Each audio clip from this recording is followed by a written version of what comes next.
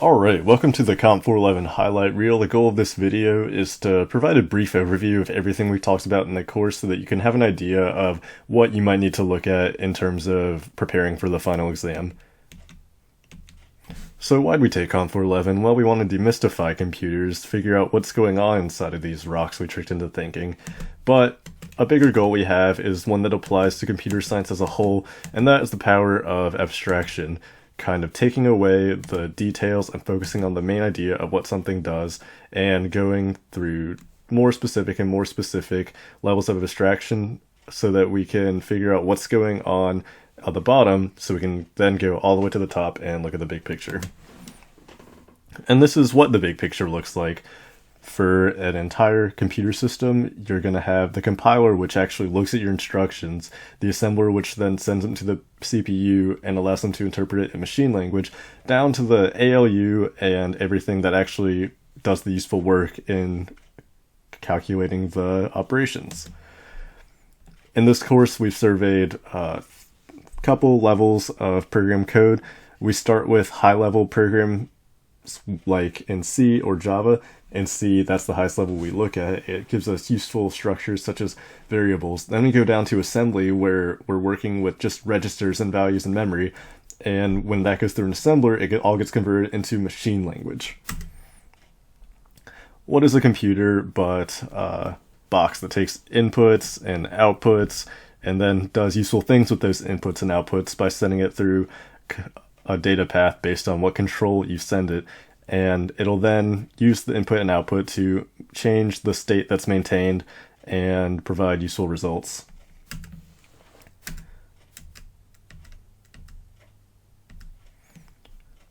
One of the main motivations for a layman to take Comp 411 might be to understand what actually goes into the performance of a computer. Well, the answer to that is a bunch of different things. You got your algorithm.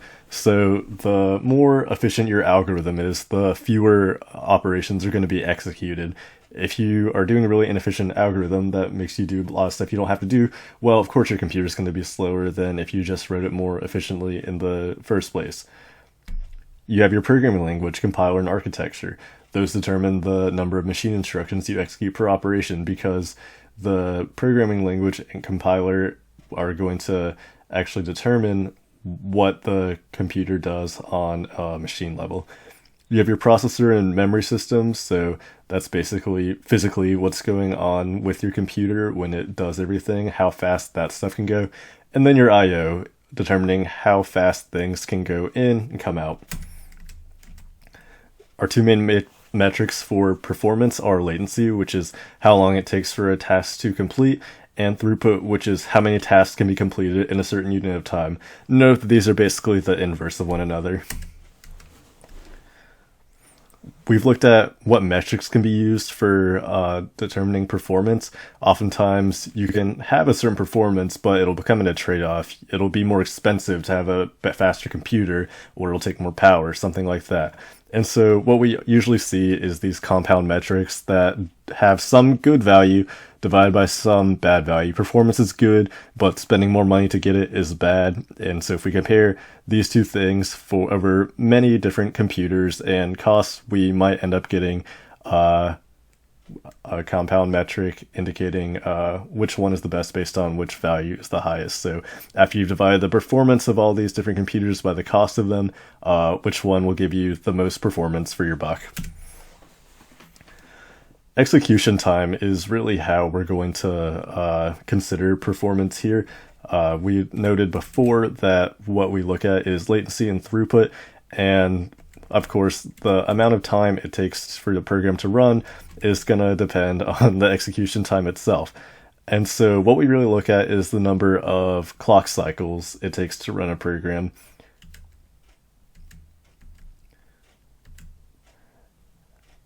And so as I said before, the execution time is going to depend on basically how many seconds it takes to execute a program.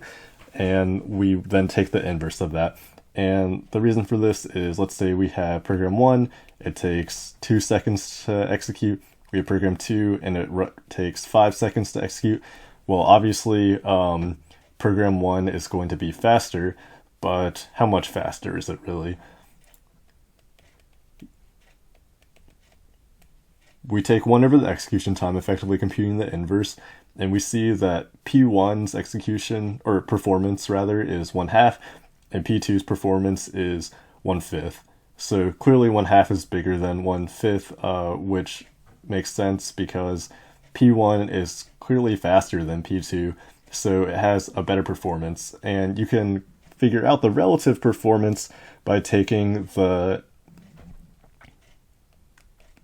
the performance of P1 and dividing it by the performance of P2, giving us a performance of, or a relative performance of 5/2, meaning that program 1 is 5/2 times faster than P2.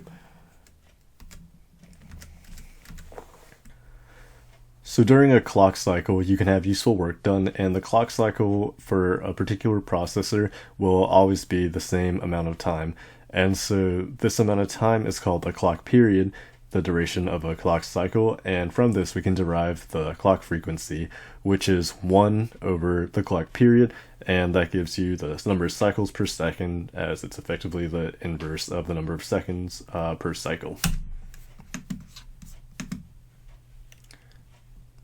And because we have this notion of clock cycles taking a certain amount of time, we now know how much time in seconds it'll take to execute a particular instruction. So if an instruction takes a particular number of clock cycles, you multiply that by the number of seconds for each clock cycle, and that gives you the overall CPU time. And note that equivalently you have CPU time as CPU clock cycles over clock rate, since clock rate is effectively the inverse of the time per cycle. And here we have this relation expressed in a different way and broken down into a bunch of different variables, and this will show us that we can modify different values of this to result in a different CPU time.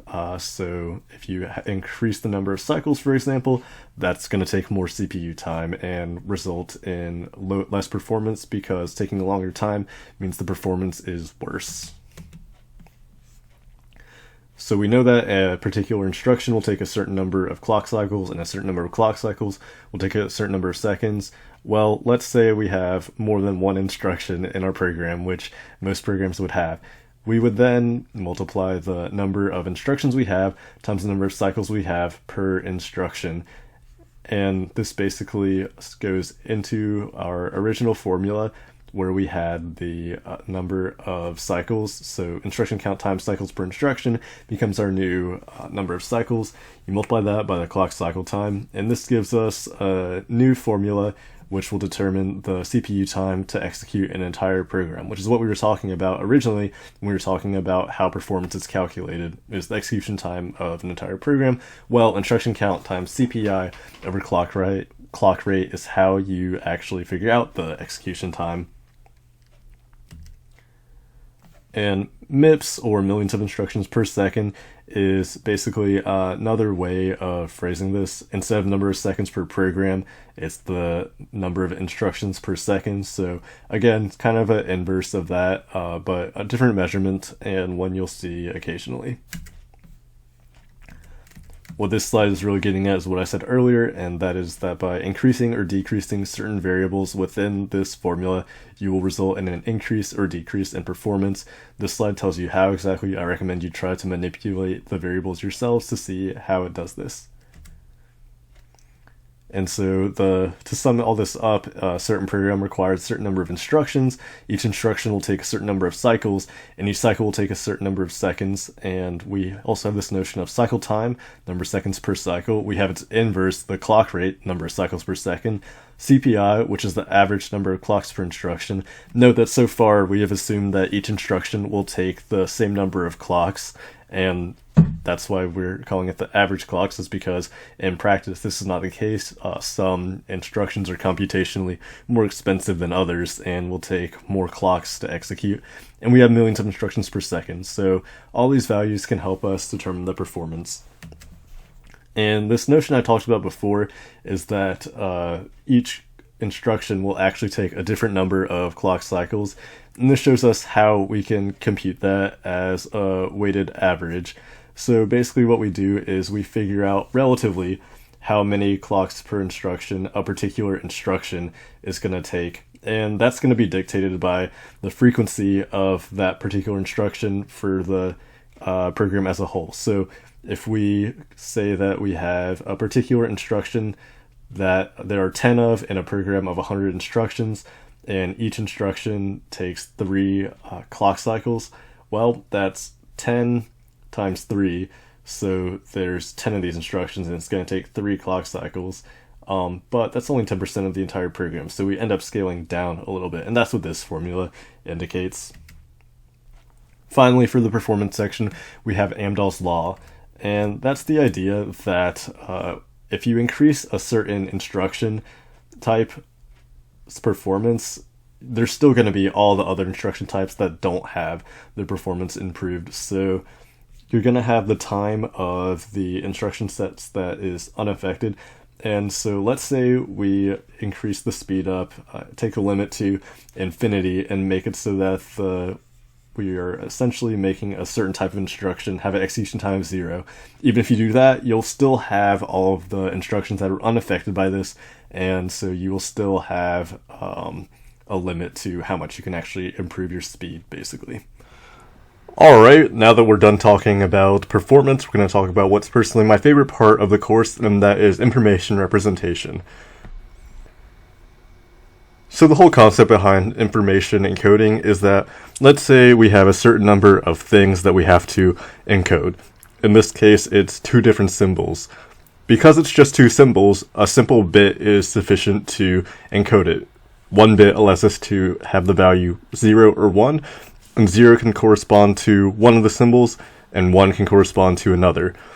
In this situation, following here, we have 4 different symbols to encode, and now 2 bits is sufficient to encode it. We could have 0, 0 represent 1, we could have 0, 1 represent 1, we could have 1, 0 represent 1, and we could have 1, 1 represent 1. So with these 2 bits, we can encode 4 different things, and that is the impetus for this whole lecture.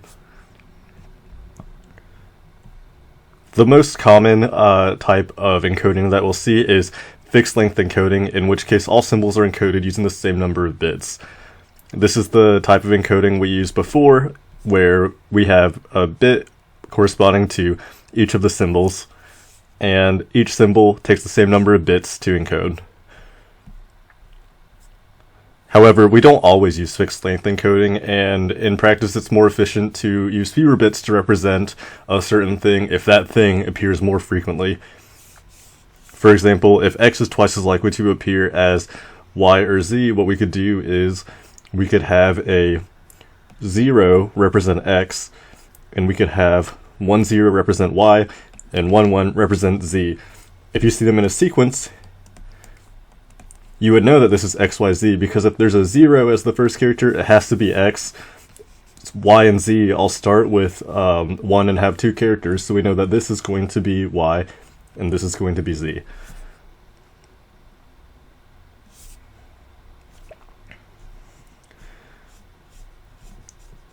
And so the main idea behind fixed length encoding is that you need a certain number of bits to unambiguously represent all symbols.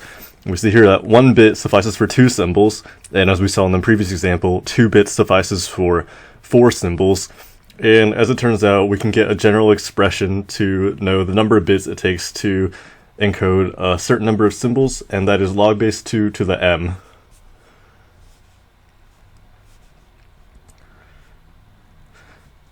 And basically what happens is, as you can see here, we are going to take log base 2 of whatever number of symbols we're going to encode, and we're going to take the ceiling of that, and that's how many bits that we need to encode something.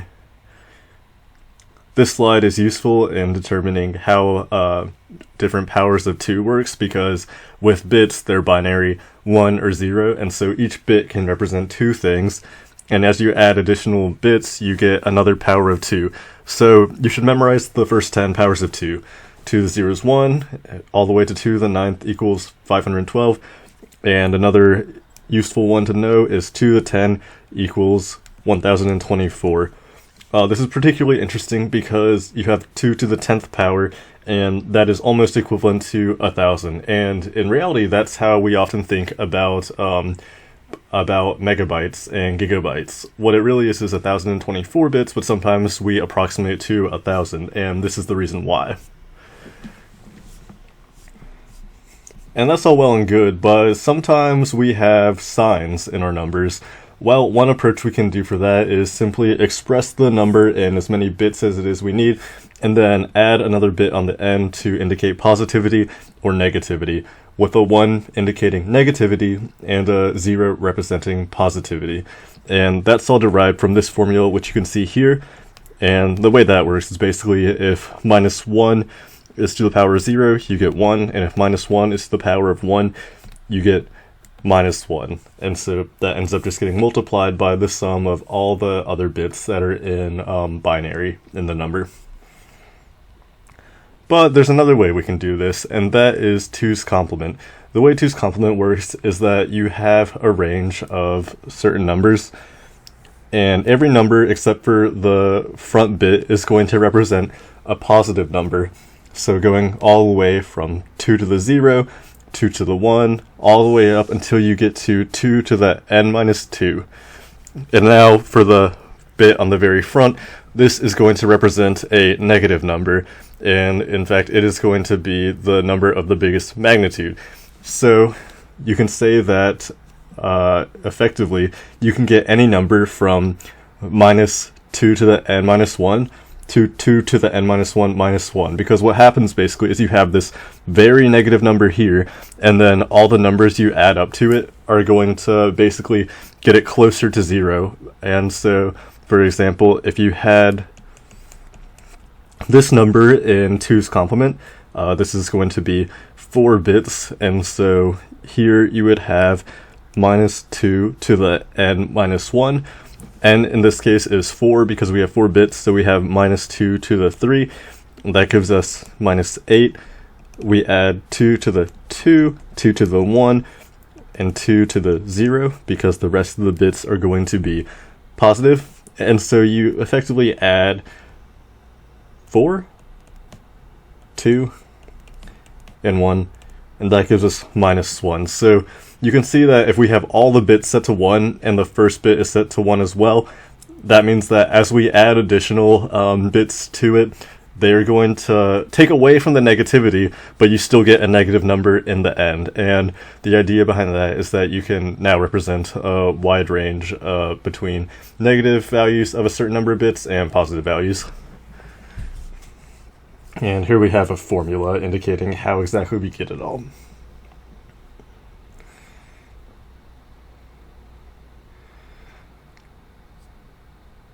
And the benefit of doing 2's complement is that binary addition works for adding positive and negative numbers. If you had a bit at the very end indicating simply whether it's positive or negative, then you would have problems when you were doing addition or subtraction, because there would basically be 4 different cases. You have to consider what the bit is at the leftmost side and then figure out what to do from there. With this, you simply add bits to another, because you have certain bits that always indicate negativity once you finish doing this.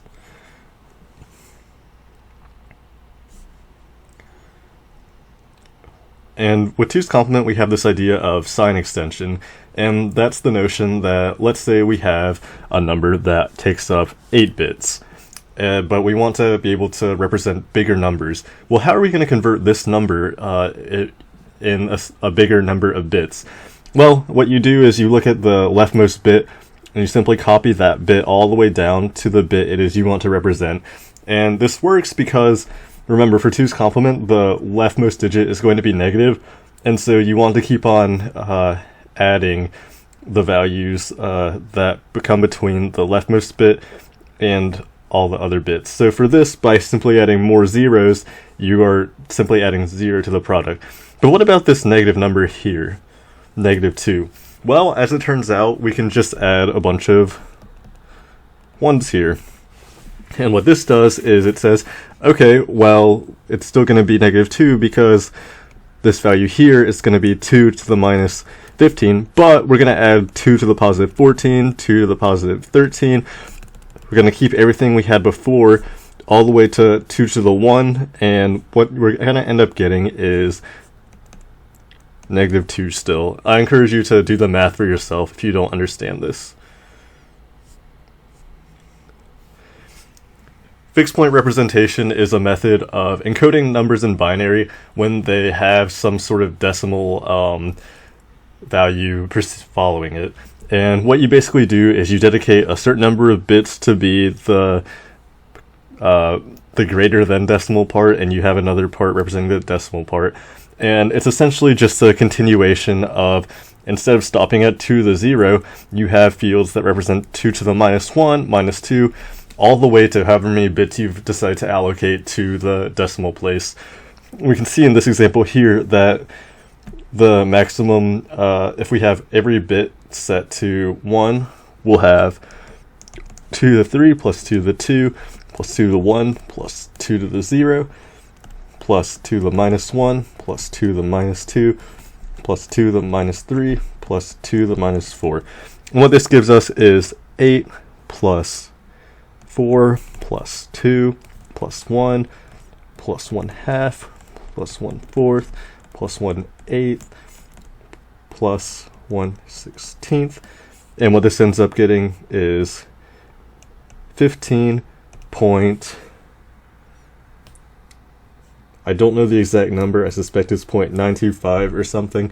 My fractional arithmetic is a little bit off, but you get the idea. You get something very close to 16, but you can represent fractional pieces as opposed to before where you could only do integers.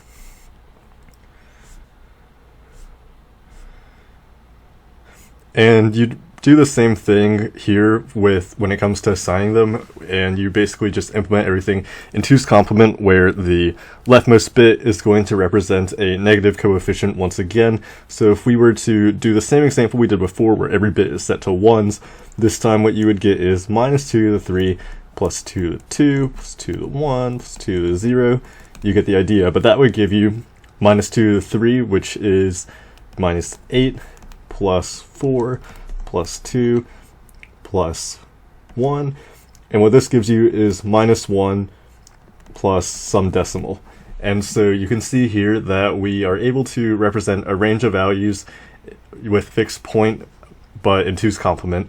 The range is going to be smaller because, well, the range of positive integers that you can represent is going to be smaller because we now have this bit here representing negative numbers, and it's not going to be positive numbers anymore. Remember, last time we had a positive 8 added to the whole thing.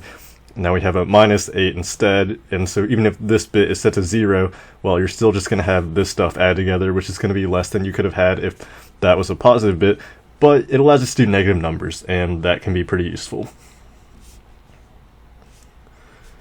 The idea of bias notation is somewhat simple. You're just going to have numbers represent a certain value that's bigger or smaller than what you really mean.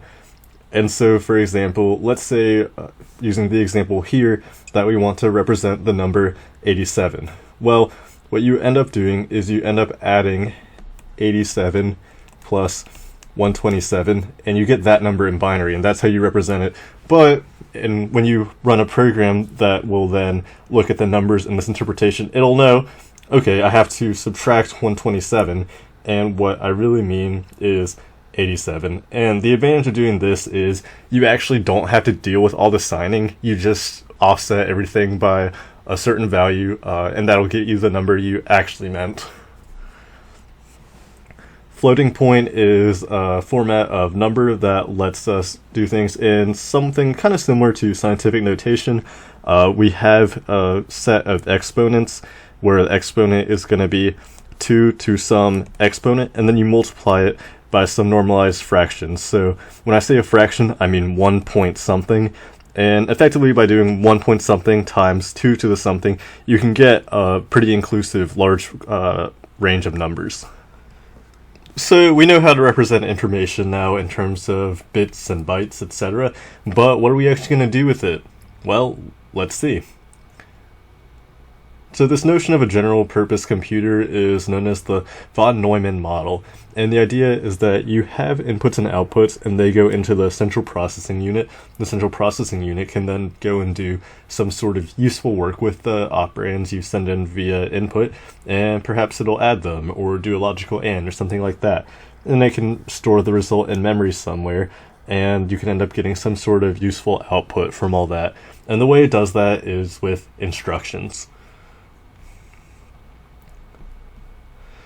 So an instruction is some sort of basic operation, and it's the most base level of instruction that a computer can give. And usually what you'll have is you'll have some sort of operation followed by some registers.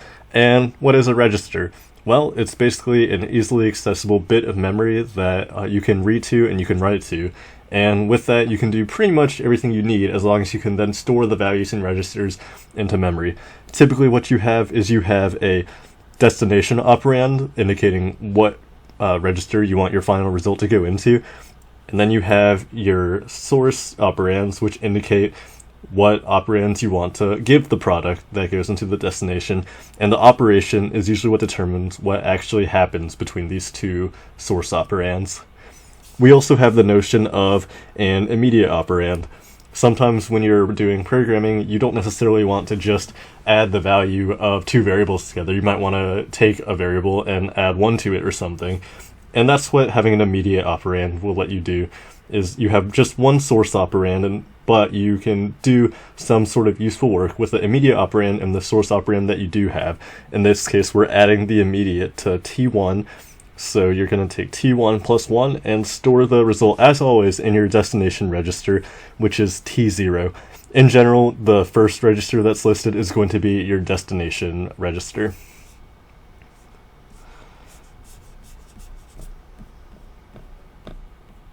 This slide basically gets at what is an opcode.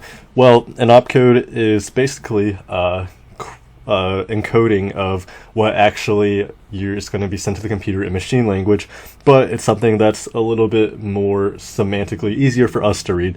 So add tells us that we want to add the source registers and put it in the destination register.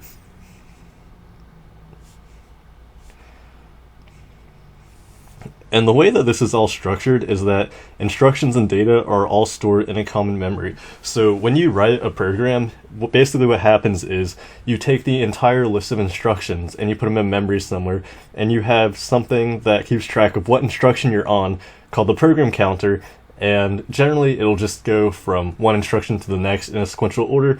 But as you'll see later on, there are some more complicated instructions such as jumps and branches that'll let you actually modify the value of the PC counter and go to a different instruction other than the one that sequentially comes next. And then below all of that, you have your values in memory, main memory. And so this is basically all the values you have that you want to save but are not stored in registers necessarily. And so the idea here is that even when you have a value that's not in the register, you can still make use of it later by finding that value and then storing it in the register. Here we have a more detailed look at a CPU. Basically what happens is you have your control unit that indicates what instruction it is that's actually going to happen. You have your data path. That's what actually looks at the values you have in your registers. The control unit will tell you what to do with these registers. The data path will then send back some status to the control unit telling it what it ended up doing, and in the process you might end up writing to some address in memory or fetching some value of an address in memory to store in a register. And basically the instruction set architecture is everything that a particular instruction set is capable of doing. In Mips we see things like add, we have multiply, we have and, we have or, we have shift operations, but an instruction set essentially consists of all the opcodes that the machine is capable of handling. This is just another view of a von Neumann machine where we have input going in here. It does some useful work here based on what the control tells it to do. It then goes through the data path, looks at values and registers it needs to actually accomplish that, and then it might store the value in memory or output something in the end. And this goes back to what I was talking about with the way that instructions work and are incremented within Mips. So basically what you have is you'll get the place in memory from the PC counter. The PC counter gives you some sort of memory address that corresponds to instruction you have within your list of instructions. It'll then increment the PC counter by 4 because that's the amount of space each instruction takes. An instruction takes 32 bits or 4 bytes, and it's going to increment by 4 bytes is what's happening here. It'll execute whatever the instruction it is that was stored in the instruction set, and then you're going to end up repeating again.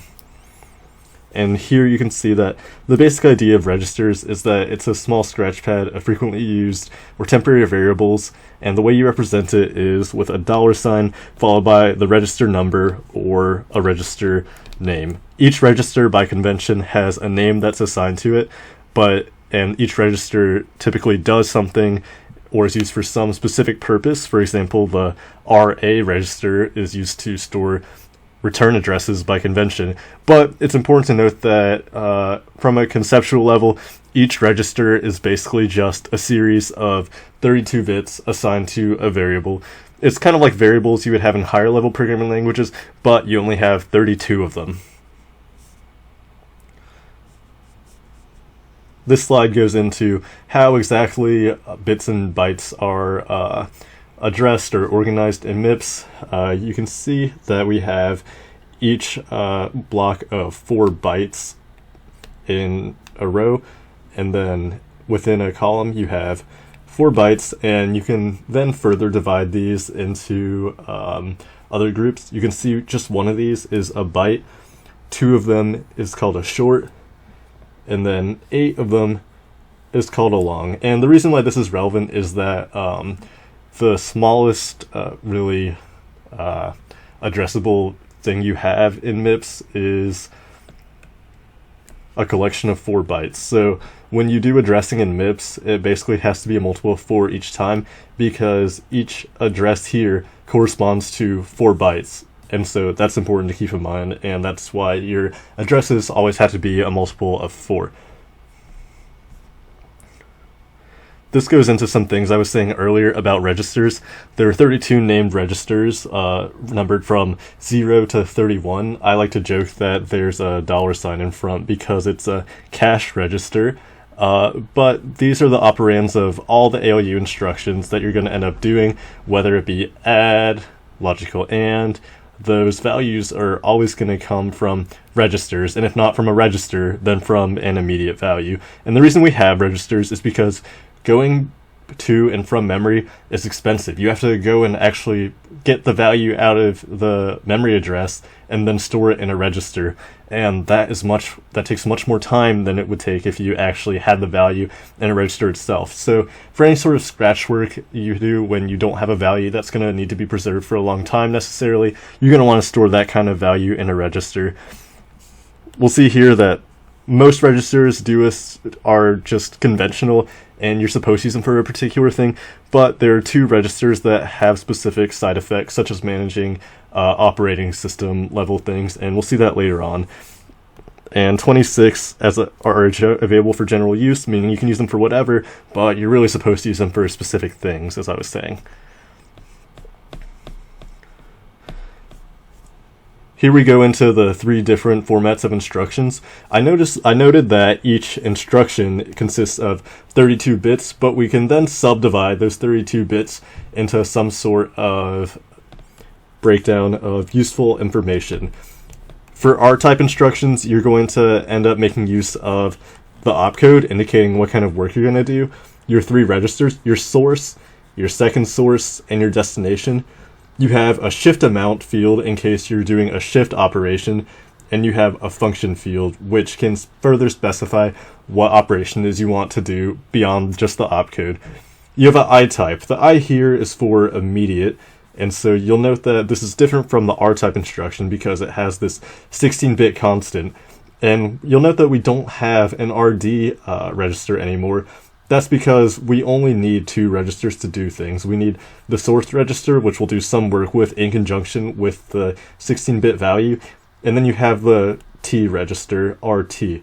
Usually this indicates the second source, but in this case, what's going to happen is RT will end up being our destination. And then you have jump type registers where you want to jump to a particular memory address within your instruction set, the one stored in memory. And so all you need to do here is have what kind of jump instruction it is you want to do, and then the address that it is you want to jump to. And so we can dedicate 26 bits to that. And so you can see that with different kinds of instructions, there's different things that the instruction itself will need to know, but in every case, we're able to condense that into just 32 bits of information. This is just an example of that, and that is that we have the opcode for add instruction indicating that it's going to be an ALU function. That's what having all zeros here indicates. We have here, it says 01011, which is 11 in binary. That's your source register. That means that you're going to get the value from register 11 and do something useful from that. Similarly, we have this value in binary 9, so register 9, we're going to take that value as well and do something with it. You have the destination. In this case, the destination is going to be register 10, which is where we're going to store our final result. And so now we have the shift amount. The shift amount is not used for addition, so it is simply set to all zeros. And then you have this function field here.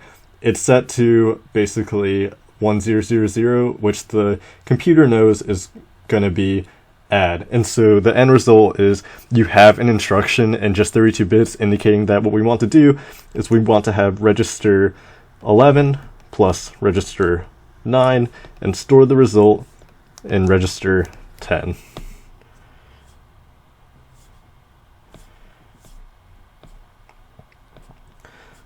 We have shift operations, as I noted before. These operations will be similar to the ones we saw before, except for we'll actually make use of that shift amount field. The shift amount field will refer to how many bits it is you want to shift by, and then the opcode will refer to whether you want to shift left, so shift left logical, shift right, of which you could shift right logical or shift right arithmetic. The difference is whether or not you sign extend, and then it'll look at your destination and source registers and then shift the source register by whatever the shift amount is, and depending on what the opcode is. This slide goes into why we have immediate values, and it kind of goes into what I was talking about earlier, is that we don't always want to do operations with just values in variables. We want to be able to actually tell it what value it is we're referring to. Some examples include this right here, which is we want to add 4 to the value of register 29 and then store it in register 29. And we have more similar examples where it's useful to have some sort of hard-coded value rather than some value in a register. This slide refers to all of the different things that each register is used for. I'll go briefly into it. The register 0 is always going to be 0. You can't set it to anything else. And so that's useful for assignment, because if we want to say register 1, we want to be set to 1, for example, you could just simply say register 1 equals register 0 plus 1 as an immediate. This register here is simply used for the assembler. The V registers are used for values that are returned from procedures or functions. A registers are used for arguments. T is used for scratch work.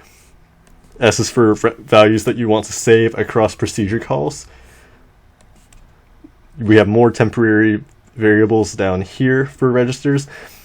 We have a global pointer and a stack pointer. These are going to, and a frame pointer. These all basically refer to where we are in terms of the stack, which is the concept we're going to talk about next. And then we have the return address, which is if you jump into another procedure, you want to be able to return to the instruction that you originally came from, and so you need to save that address in memory somewhere. Alright, so now that we know how instructions are made and what they consist of, we can talk about how we're going to do more complex instructions. This slide is something that we've talked about before, and it's simply what immediate instructions are able to do. This is not too different from what we've seen already, so we'll just move past this, but be sure to read this slide because it is important. A good way of getting a register set to an unsigned constant is simply ORing the value of the immediate it is you want to get stored into a register with a bunch of zeros. This is not exactly what's going on in this slide here, but I'll just give you an example for myself. Let's say we want to save this binary value 0110 in a register. Well, what we can do is we can OR it with the 0 register, and I'll just write my own instruction over here. So what does this instruction mean? Well, we have the 0 register, and we want to OR that value with the immediate here, and then store the result into the register number 7. So basically, since we have 0 stored in this register, and it's important to note that a register holds 32 bits and an immediate holds 16 bits. This ends up not being a problem for this, but it's something we'll have to consider later on. But basically, we OR the 0110 with the 000. 0 or 0 is 0, 0 or 1 is 1, 0 or 1 is 1 again, 0 or 0 is 0, and then this is the result that ends up getting stored in register 7. So you can see how the OR operation in conjunction with a 0 will allow us to simply store a value in a register. This is fine, but now we have to consider the fact that a register is 32 bits and an immediate is 16 bits. Well, what do we do if we want to store a value in a register that is greater than 16 bits? For example, here in hex we have 5, 6, 7, 8, A, B, C, D. We want to store it in register 5. Well, you can't do that with an immediate because an immediate can only hold 16 bits or 4 hex digits. So what do we end up doing? Well, what we end up doing is I'll simply use this example here. Let's say that the original value in register 5 is hexadecimal, all zeros. Well, what we can do first is we can load the 5, 6, 7, 8 into register 5. And we can do that using the same OR operation we just talked about. And what that leaves us with is this. Then what we're going to do is we'll do a shift left by 16 positions, and that leaves us with this.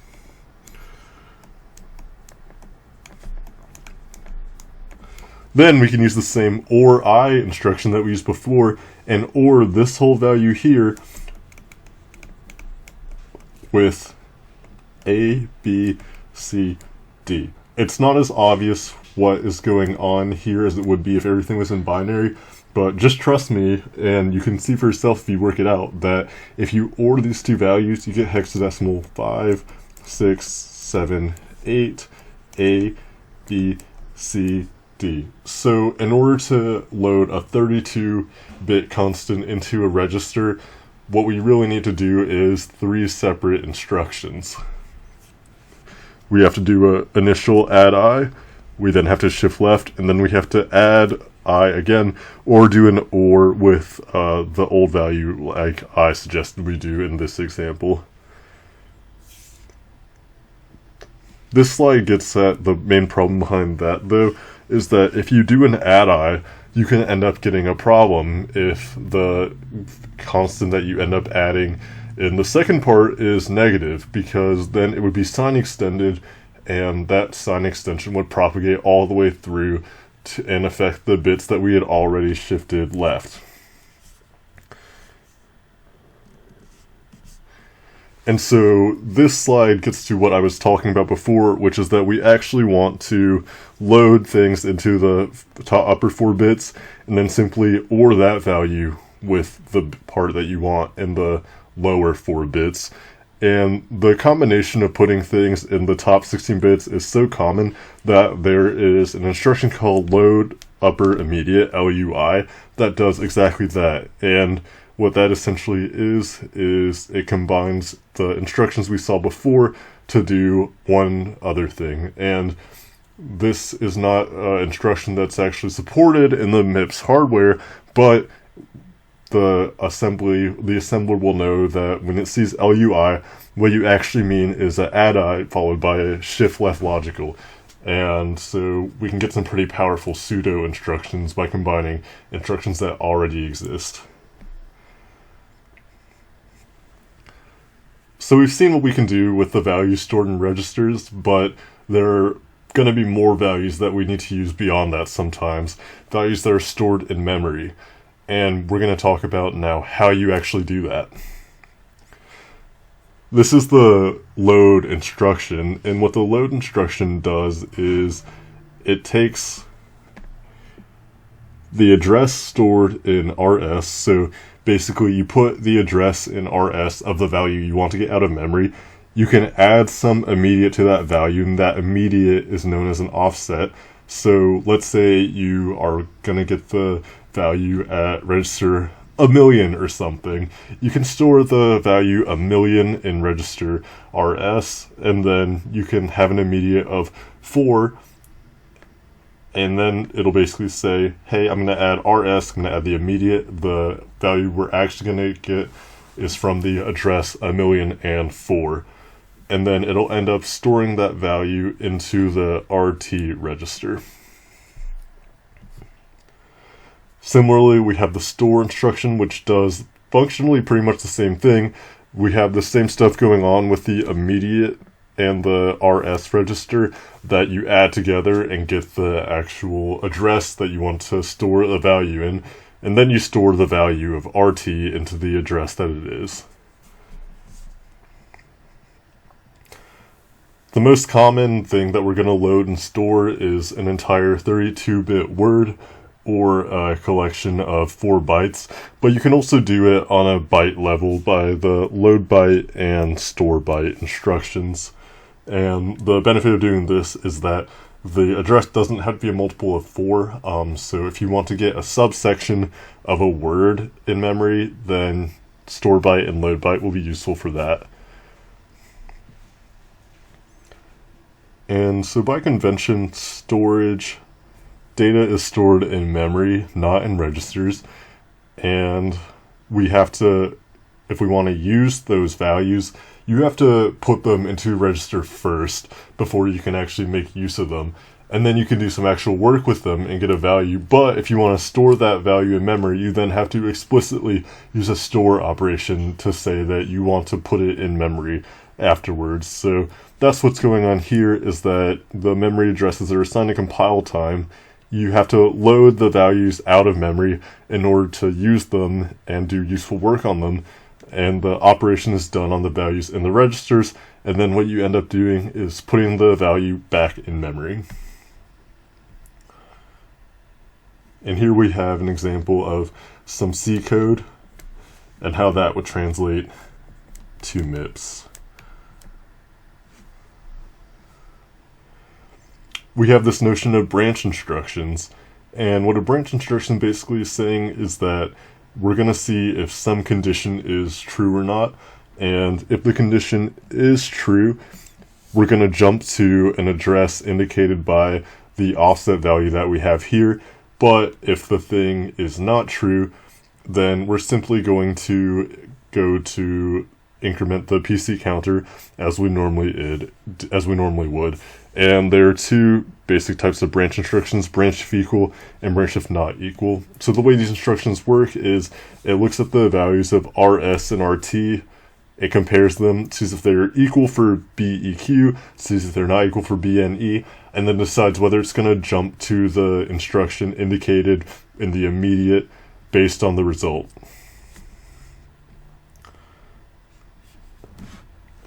The branch instructions we saw were conditional jumps. It's sometimes going to change the PC counter to go to a different instruction, but let's say we want to unconditionally go to a certain address. Well, we are actually able to do that with a jump instruction. A jump is basically an unconditional changing of a PC counter, which changes the instruction that is we're going to look at, and that effectively alters the control flow and lets you go to a different instruction than just the next one in the sequence. We have 4 different types of jump instructions. We have a simple jump, and we're just going to go to whatever constant it is. We have jump and link. What jump and link does is it will jump to the address it is that you want, the instruction address that you want, but what it'll also do is store the value of the PC counter that follows the instruction you were originally at, so that it stores that in the RA register, the return address register, so that if you want, you can go back to where it was you originally were.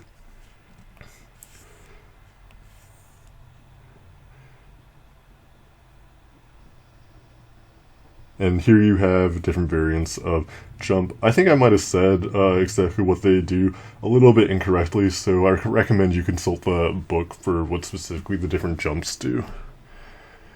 You have the multiply instruction. What the multiply instruction does is it multiplies the values of RS and RT, but you have the problem. The values in the register might be more than 32 bits. Let's say you use the 32 bits in RS and you multiply 32 bits in RT. Well, the result you have might end up being bigger than 32 bits. And so the way that Mips addresses this problem is it has 2 special registers that it stores the values in. So basically, if you multiply a 32-bit value by another 32-bit value, you could have up to a 64-bit value as the result. So what it does is it stores this value into 2 32-bit registers, one called high and one called low. And so if you need to figure out, so you then would go look in those registers to see what your result was. And we have 2 specific instructions that let us get values out of those low and high registers. We have MF high and MF low, which mean move from high and move from low, and that will then store those values into a different register. Division works very similarly. The only difference is that instead of having, actually no, it works pretty much the same. Uses the low and high registers just the same.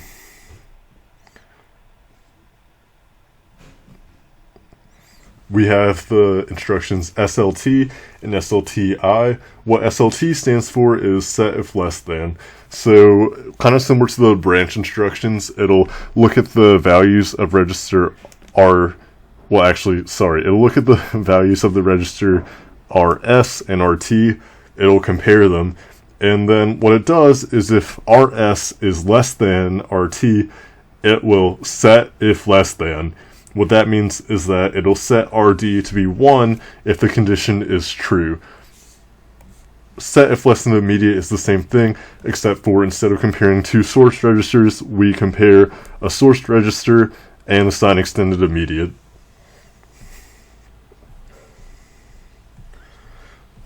In addition to our arithmetic instructions, we have logical operations, and this slide says what each logical operation is good for.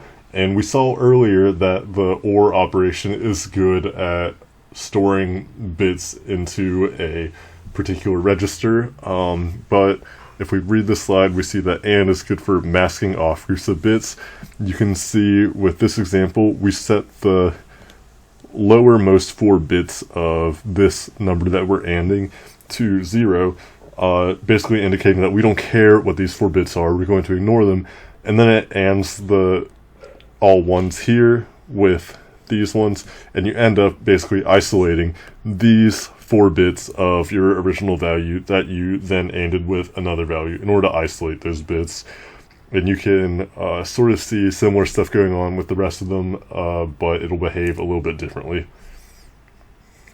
So to sum all this up, we've got registers. Each register is going to be able to hold 32 bits, and then you have all the different words in memory. This is your main memory, and in order to access it, you need to basically figure out what memory address the value you want is in, and then say, hey, I want to put this value into a register so I can actually do stuff with it. And then you simply do that.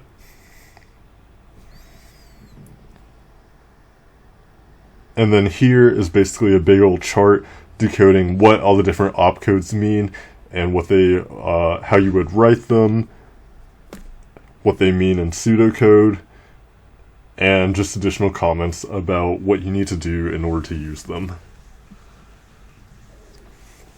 And here we have a further chart indicating what the different opcodes are and what instructions you'll do. So remember that an instruction ends up getting, an instruction is basically an encoding of what we want to do in memory. So something like this is really telling the computer, hey, I want to do this specific instruction. With these opcodes, the opcode being the first 5 or 6 or something bits of your instruction, that tells you what the operation is going to be, and then you have the func, which is going to tell you which function within that opcode it is you want to do. And these are typically used for R-type instructions that make use of all 3 registers. Alright, so we've seen instructions and we've seen some more complex instructions, and now we'll see how we can actually code with those instructions. So first of all, we have this notion of an assembler. And what is an assembler, you might ask? Well, it's a program for writing programs. That's a little bit Inception-like, but basically what you do is you can write these instructions, and then the assembler will convert them into machine language, and that's how the computer knows what it actually needs to execute. And when it comes to writing assembly, we have some things beyond just our basic instructions. First of all, at the top of our file, we can define things to be in data. So remember when I was talking about how you can store things in memory? Well, before your program even executes, you can specify what type of data it is you want to store in memory and where you're going to store it.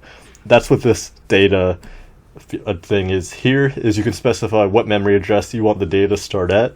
You then say a bunch of data, and they can be in different formats like bytes, words, ASCII, and then what you have is you have the instructions themselves, and you have this .text specifier, and that indicates that everything following this address is going to be instructions. And if you don't specify what address it is you want the instructions to start at, or the data to start at, it will just do it automatically. And this kind of gets at the syntax of assembler, and that's basically what I was talking about before. But here you can see you have .data followed by an address. Basically following that is what all of your data is going to be, and you can figure out where you want to put it in memory and specify that with this address parameter. You have a .text parameter followed by you have a .text directive followed by an address parameter, and following that address is where all your instructions are going to be located in memory. And a couple interesting other things is you have the data itself that you want to allocate, so that can be byte, a half, a word, basically a certain combination of bits. Some other things you can do with the assembler is you can write a comment, so that's going to be some text followed by a hashtag or sharp symbol. And so everything following that sharp symbol is going to be ignored. Commenting is particularly useful in assembly because it's kind of hard to read and just figure out what exactly is going on. So if you leave comments to say what each register represents, well, it'll be a little bit easier for you. We also have this notion of labels. What a label is, it's some kind of pure text string followed by either some data or some instructions. And what this does is basically it allows the label to correspond to the address following it. So for example, if I told us to jump to start at this point right here, what you would end up doing is you would jump to this add address. So that just makes it a little bit easier to read, and it lets you logically divide segments of your code by the label that they had preceding them. We have more things that you can do. If an assembler, you have the different names you can call registers. So you have the values between 0 to 31, as well as all the other conventional names you have for them. And then you have the actual individual instructions in our instruction set. We have the ones we talked about before, like add, we've got or, we've got all this stuff. We've got branch instructions, we've got jump instructions, divide, multiply. And then we have pseudo instructions, which are really just combinations of instructions, like we saw with the load upper immediate. That was a add I followed by a shift left. So it's just multiple instructions that we have abstracted into being just one instruction. And this is what the Mars assembler looks like. You're definitely familiar with this. You've seen it in your labs. I would hope you've seen it at this point. You won't have to know how to step through anything on the final exam in Mars, but Mars is just a way to help you organize your thoughts, and it is what converts the assembly code into machine code. Alright, now that we're done with that, we're going to talk about pointers, arrays, and strings in C, because it's very analogous to what actually happens with Mips and Mars. So the main differences between C and Java is that with C we have functions, and in Java we have methods. This is because in Java's object-oriented, so we have classes or objects which can have certain methods assigned to them. In C, you have functions which are not object-oriented, and it'll just do a certain thing, and instead of being assigned to a class, it's on a more global scale. And C also has explicit pointers, so if you have a certain variable, you can access not only the value within that variable, but also the address in memory that that variable is located at, and you can do some pretty interesting things with that. In Java, you don't have to deal with all that. It is done automatically. So what exactly is a pointer? I think this slide is very useful at telling you all this information. So let's say in C we declare a variable like normal, int I. Well, what that does is it creates an integer variable in memory, and it'll assign the memory address automatically. So in this case, we're putting variable I at 1056 for the address. And then let's say we want to create a pointer. To create a pointer, you have the name of the variable, the type of the value that's stored of the pointer that you're looking at, and then you have a star in front of it all to indicate that we want it to be a pointer to something. So star P is going to be something that points to something else, but because P itself is a variable, it also has a memory address that is going to be located at, in this case the memory address is 2004.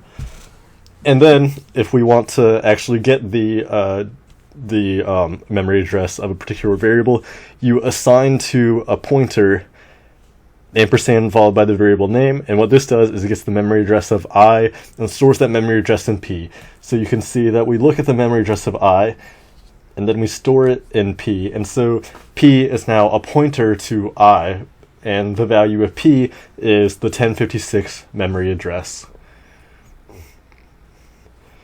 We can do some interesting things once we have a pointer that's storing a memory address.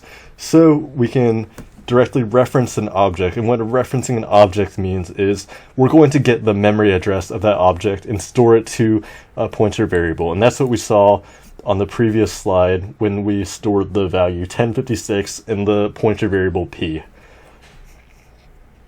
But you also have this idea that you can dereference the pointer.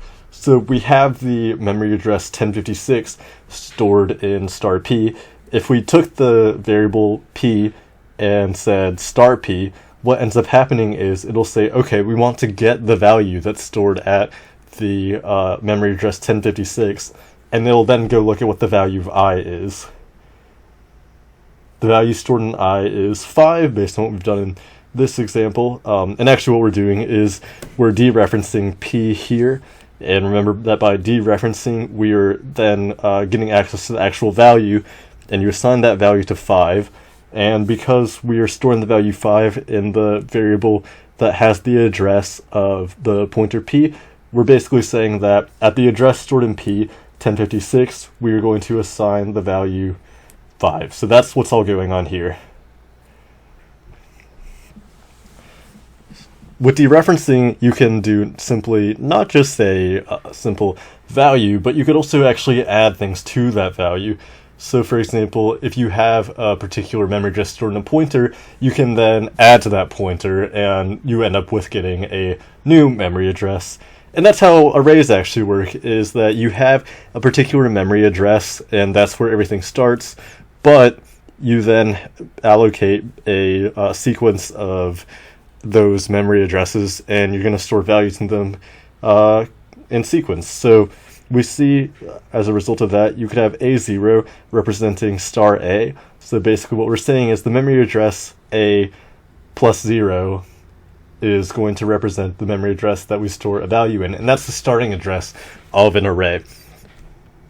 But if we add to that, say we have star a plus 1, that says we're going to look at the memory address following a, and we can have a different value stored there. So this gets to the whole notion that what an array really is just a consecutive block of values stored in memory.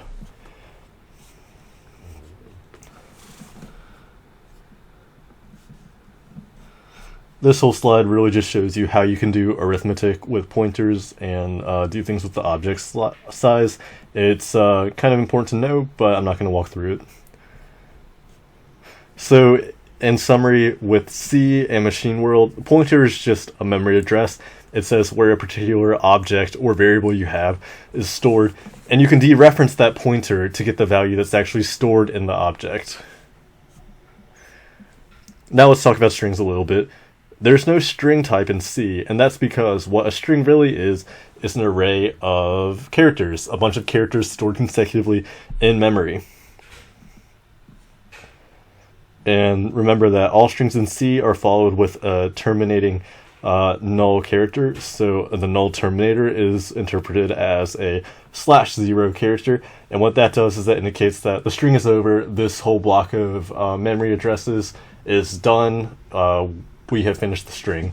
And so what that means in implementation is that when you're defining a string of characters, such as this one that says hello here, hello is 5 characters, but in order to represent it in memory, you need 6 characters to include that null terminator.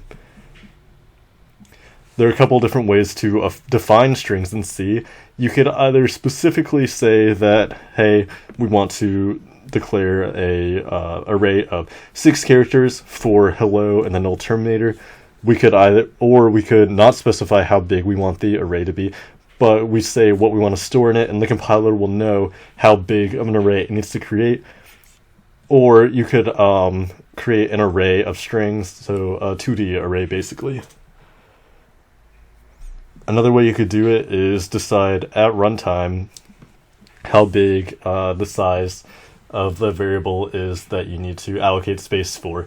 And an example of a place where this might be useful is when you scan in a string. You don't know in advance how big the string is going to be. It's non-deterministic, but once we see the string, we can figure out how long it is. We can allocate enough memory to store that string, and then you can actually store that string in there. And in C, you use the malloc command in order to allocate space to store some sort of variable. Okay, we finished our aside about how the Mips instructions are actually shown in the assembler and what is done with them, and we talked about pointers being analogous to the memory addresses, which we need to explicitly address in Mips. And now we're going to talk about the different ways that we can make use of memory addresses, the different ways that we can get a value in memory out. This slide gets at all the different ways that we can address in different CPUs, but the most common addressing modes that we're going to use in Mips are the absolute, register indirect, and displacement methods of addressing. So let's look at what exactly operands look like in Mips. You have your opcode, and you have your registers for an R-type instruction, and then for an immediate instruction you have your opcode, the source and destination register, and the immediate that it is you're looking at. And then a displacement is sort of a hybrid of the two, where you end up adding an immediate to a value stored in a register. And I'll talk about all of these in a little bit of detail.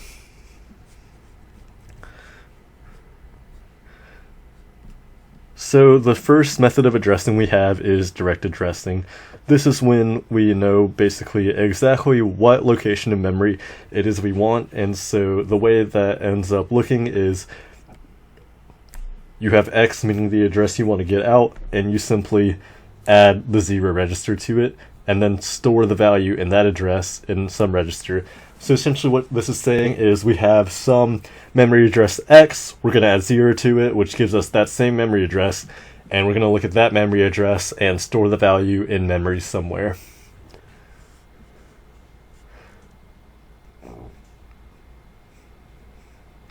We then have indirect addressing. What indirect addressing is when instead of specifying the address we want to look at with an immediate, we have it stored in a register. And so the way we end up implementing that is what we do is we put the memory address in a register somewhere, and then we're good to end up doing a load word or a store word at that address that we have previously stored in a register.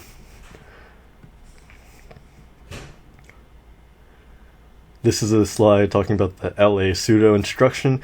It's a pseudo instruction in the sense that it consists of multiple actual Mips instructions. And I'm not going to go into too much detail about this, but the LA instruction and what it's doing is something that you should know.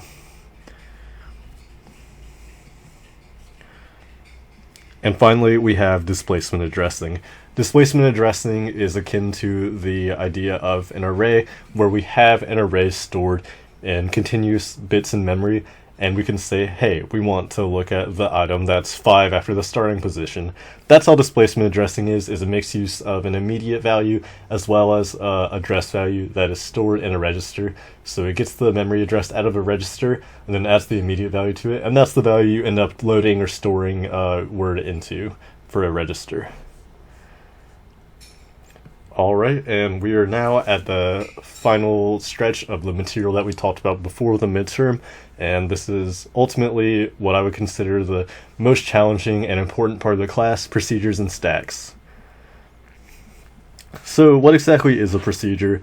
It's essentially a block of code that does some sort of discrete function, and this lends us to the idea of the power of abstraction, is that you have a section of your code that's doing one thing and it just does that one thing, but you can put a label in front of it indicating the thing that it is doing. And so when you write your Mips programs, what you're going to have is a bunch of different procedures preceded with labels, and we want to be able to jump between these procedures at will. And that's basically what this slide is saying, is the main idea is that you have a caller M that calls a procedure P, and then the callee has to do some useful work and then return to the same instruction that we were originally at when we called the P procedure. And essentially what that means is we want to continue where we left off, so what we want to do is we want to go one instruction after the point where M called the procedure P. And this slide says why we use procedures, and it all goes back to abstraction, really, and it gives us other motivating reasons behind it. This is a slide where it's suitable just to read it, and I don't necessarily have to explain it. This slide indicates the caller and callee relationship that I just talked about, and so basically a caller program has to provide the arguments which is the data that it's going to send to the callee program, and then it transfers control to the callee procedure. The callee has to have the actual variables that were passed to it by the caller. It then has to do the work it needs to do using those variables, and then it has to put the results somewhere where the caller can access them, and then return control back to the caller. In other words, when it returns control back to the caller, it needs to change the instruction that you're looking at to be the one following the instruction of the caller. And the way we accomplish this is we allocate registers for these specific functions. So that goes back to what we saw earlier when we first talked about registers, is that you have certain registers that hold arguments, certain registers that hold return values, etc., etc. This slide talks about everything that a procedure storage needs. So you have the caller setting up arguments for the callee, and the caller invokes the callee while it saves the return address to get back to, and then the callee is going to have to save the stuff that the caller expects to remain unchanged. So basically what happens is you have all the things going on in the caller, and then you do the callee, but when you're in the callee, you might overwrite some registers that you had before. And so if you simply overwrite them and return to the caller, then the caller's registers are the values in them are essentially going to be clobbered. That is, you won't have those values anymore. So what you end up doing is you have to save the values that the caller originally had in memory somewhere, so that when you return to the caller from the callee, you can get those values back. And each one of these little frames is called an activation record.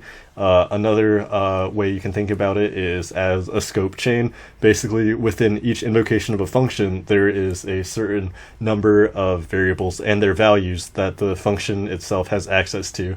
And we want them to be valid in particular for that invocation of the function or procedure.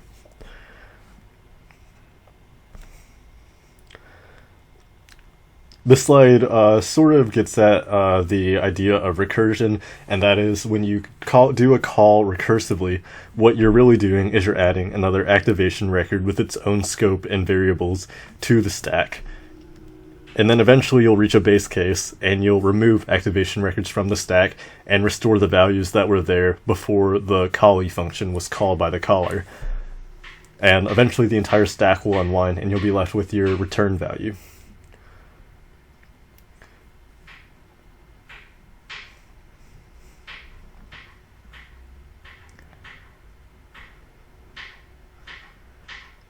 So we want memory to be able to grow and shrink at will. We know that we have our registers, and these are essentially our scratch variables that allow us to do useful work in. But when we go to a different activation record, when we make another function call, you want to be able to store the values that you had before so that you can get them back later. And the way we do this is by gradually allocating more space in memory that can store these values. And we do this in a stack-like implementation where when we make a function call, you get the old register values, store them in the stack, and when you return from them, you can remove them from the stack. And so we basically have dynamically allocated space for our register values in this sense.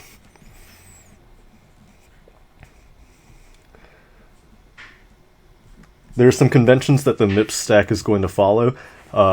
Usually what it will do is it will grow instead from low memory addresses to high memory addresses. You start with a rather high memory address, and that's the starting value of the stack, and then it'll go lower in memory as it stores more variables. And you have the beginning and the end of a stack indicated by the SP pointer. So what the SP pointer does is basically saying, hey, this is where the stack begins. Everything beyond this is where the values of a particular activation record are stored. And as you add things to the stack, you go into lower and lower memory addresses. And the idea is we want to place the stack far away from our program and its data, because remember, the program and its data will start at a low memory address and grow downwards. And so the idea is that if we have a high memory address for the stack, you're going to have the stack and the instructions growing towards each other, but the idea is that they're very far apart so they won't collide. Eventually they can collide, and that's when you have stack overflow.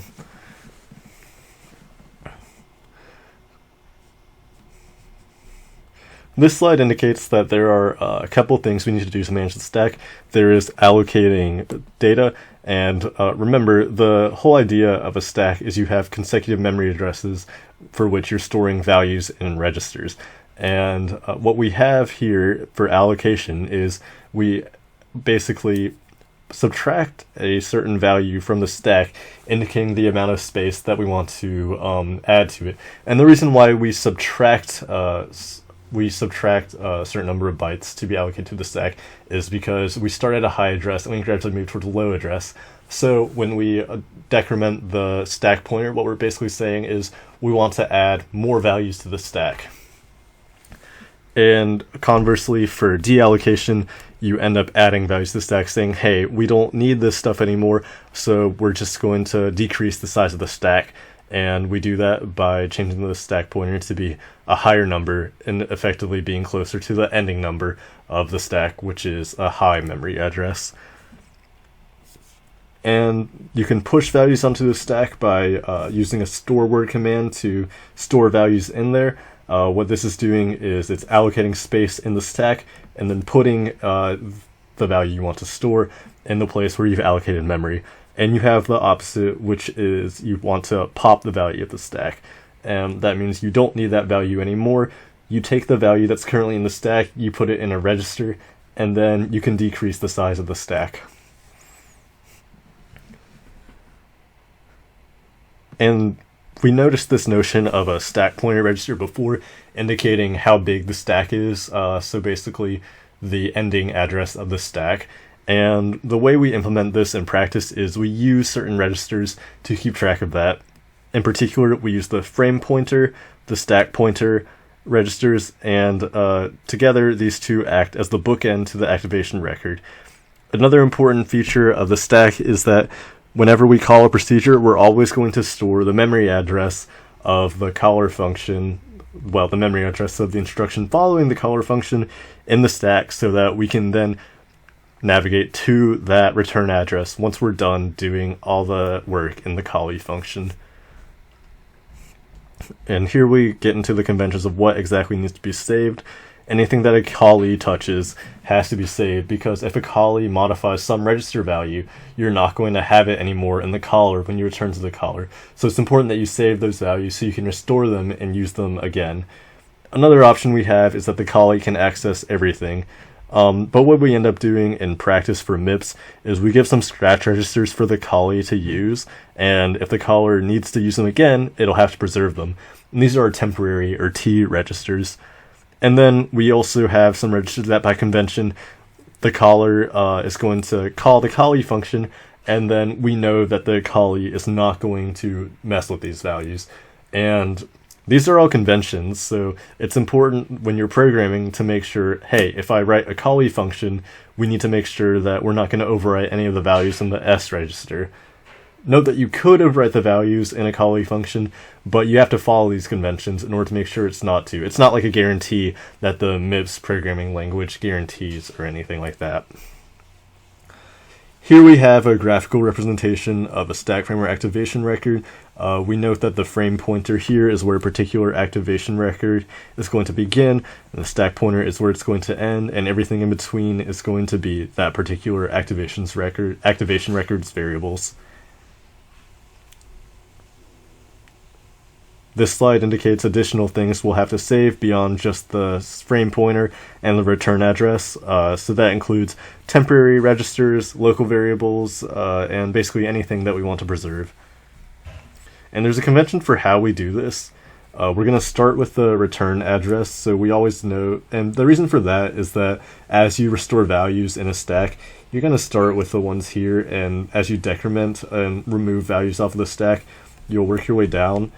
So once all this stuff is gone, you're left with the return address, and so ideally what you would have happen is the stack pointer will have been decremented to indicate, or to show that, hey, we're done with this activation record, we've restored the values, and now all we need to do is go to the return address and restore that.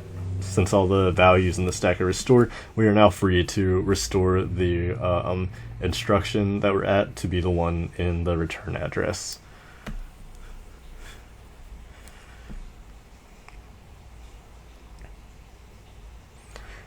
And the convention is you have RA followed by FP, followed by all your saved registers, followed by all your temporary registers, and then local variables, which might be something stored in memory or something else.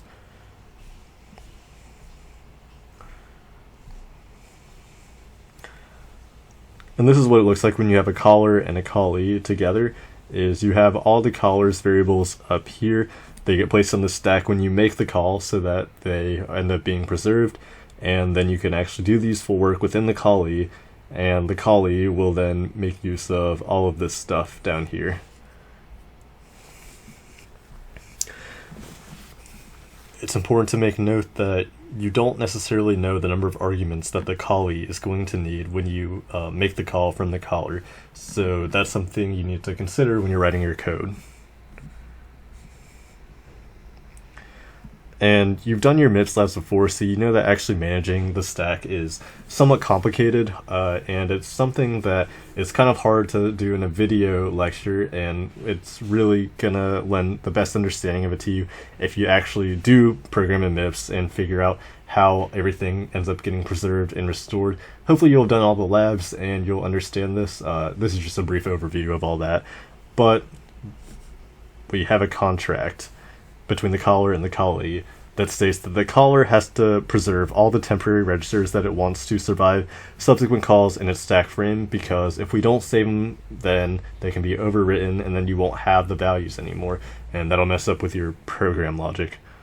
And here we have the order that we want to do them in, and we note that the return address is going to be stored in RA, and then once the Callee is done, you're going to save the value of the return, the value you want to return, in the V register. So that constitutes V0 and V1. And then we have the Callee contract, which says that the Callee is supposed to allocate stack frames with space for saving registers, their local variables, and spilled arguments. And it needs to actually increment the stack to be the size it needs to save the variables in the registers, and to save their values, and it needs to increment the size of the stack. That way it's free to overwrite those values in the register. And yeah, so you save all the preserved registers used, and the Callee will then actually execute the procedure.